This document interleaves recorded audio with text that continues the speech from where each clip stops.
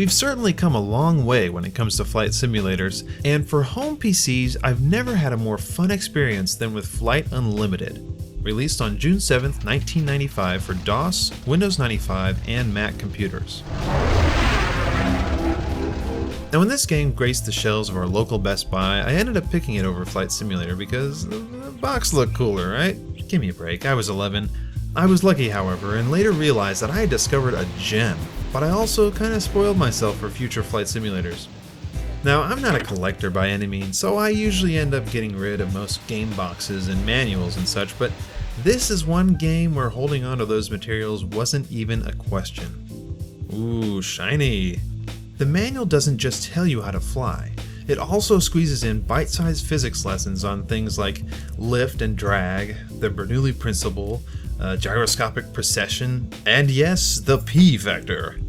Everything about this game and its packaging celebrates flight, not as a complex technical achievement full of coordinates and controls, protocols and procedures, but as a physical experience. Flight Unlimited, otherwise known as FU, okay, not really, but Flight Unlimited was both developed and published by the brilliant Looking Glass Studios. Rest in peace.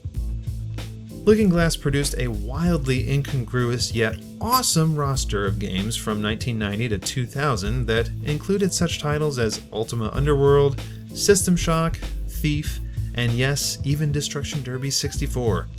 Their games were always pushing the envelope creatively and technically. The project lead on Flight Unlimited was Seamus Blackley, a physicist who had studied at the Fermi National Accelerator Laboratory. Yes, a friggin' particle accelerator. He was also a pilot, so it's no surprise that Blackley was critical in the development of and the decision to use a computational fluid dynamics model for the flight physics, which was and still is a unique flight model.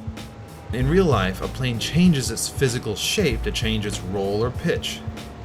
Air moving across its control surfaces gets deflected in different ways, thereby doing the Newton action-reaction thing and moving the plane around. So, in Flight Unlimited, that's exactly what happens. The air is modeled in the computer. The polygonal plane moves through that air, and your controller input moves the control surfaces of the plane, which push the air around, thereby moving the plane. It's called a computational fluid dynamics flight model because air is a fluid, and the computer computes, and then the flight model flies. This was a really impressive programming feat back then, and I can't find any other game that's done it since. Let me know if you find one though, because it's really cool. Alright, what was I talking about again?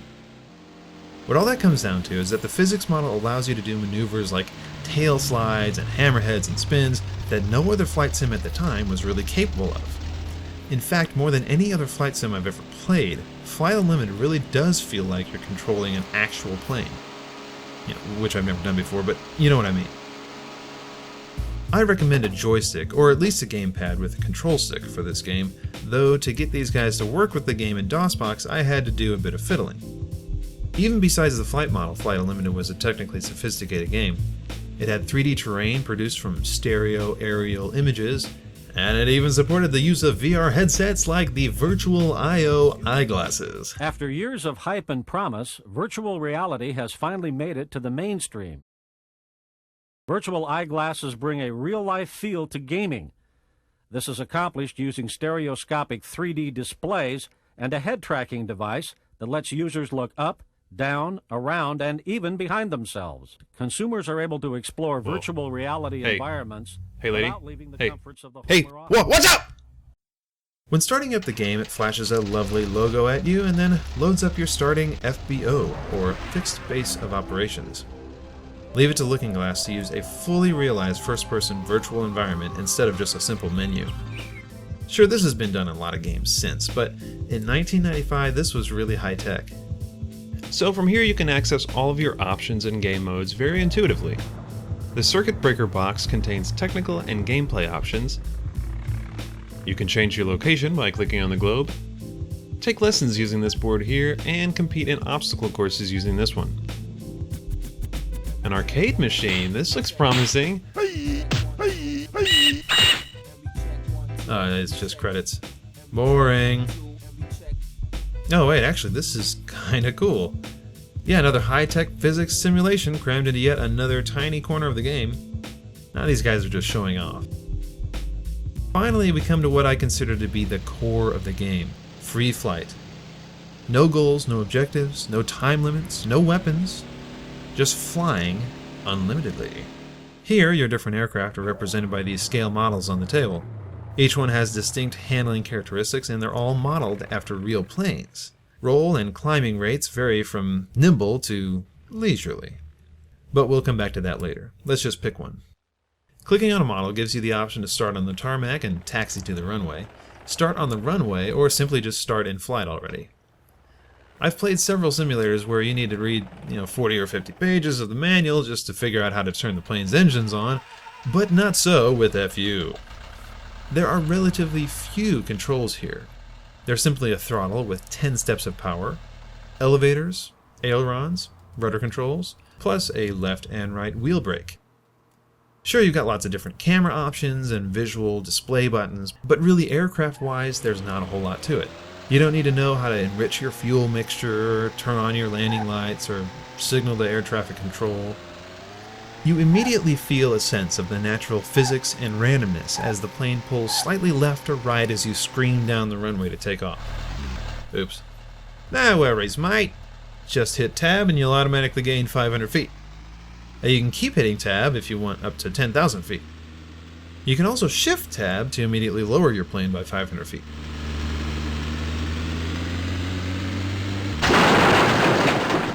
Whoops. Now what you have laid before you is a playground of flight. It's fun to just try to execute random maneuvers and fly daring stunts close to the ground, all while switching the viewpoint to any of the many interior and exterior views.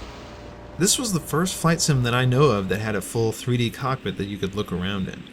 You also have a three-way interior view that helps you orient yourself when you're doing complex aerobatic maneuvers. And when you crash, you get a pretty nifty multi-camera view of all the parts flying everywhere. Beyond just slamming into the ground, you can destroy your plane by overspeeding or stressing it under too many G's as well. When you hear a creaking noise or this ominous groaning, ease up on the controls or you might just... On rare occasions, you can also glitch the physics system into busting your plane apart. It usually happens when you stall the plane in just the right way so that it starts to spin around its center of gravity. After a revolution or two, the plane seems to get locked into this perpetual spin and explodes when the G-forces get to be too much. Now, if you want to see your flight from some really cool angles, but have trouble flying the actual plane from those angles, a good way to do this is to record your flight using the in-game recorder. This recorded recording gets logged into your logbook where you can note any notes about the flight and watch the tape anytime you want.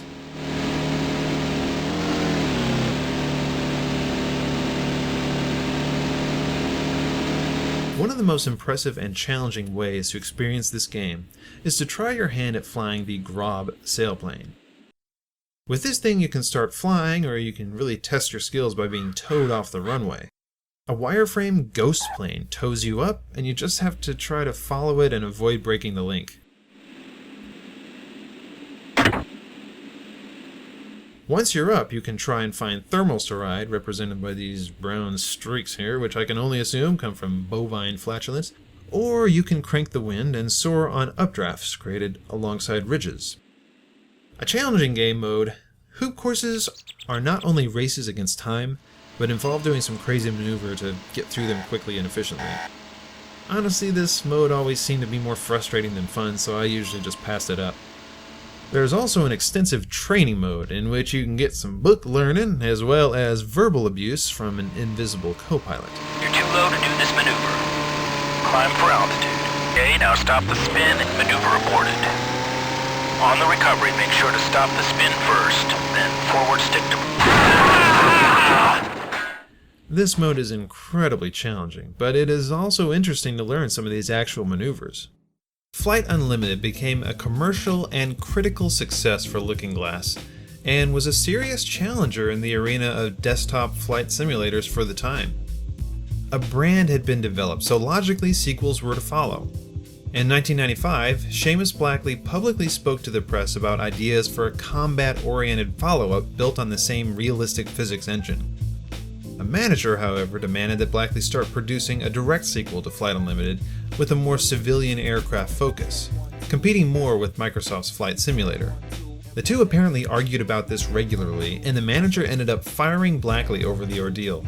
Because of this, when a new team at Looking Glass began work on Flight Unlimited 2, they were forced to dump all of the physics code that Blackley had developed, as it was such a complex and confusing mess that only he, as the creator of the code, could understand all of its ins and outs. The resulting games of Flight Unlimited 2 and Flight Unlimited 3 have a distinctly different feeling physics system and are horribly tame civilian flight simulations, not focused on aerobatics in any sense. The original Flight Unlimited, however, in my opinion, was a perfect balance of high technology and purely fun gameplay with a bit of humor thrown in. If you're at all interested in older flight sims, then I feel the need to highly recommend Flight Unlimited.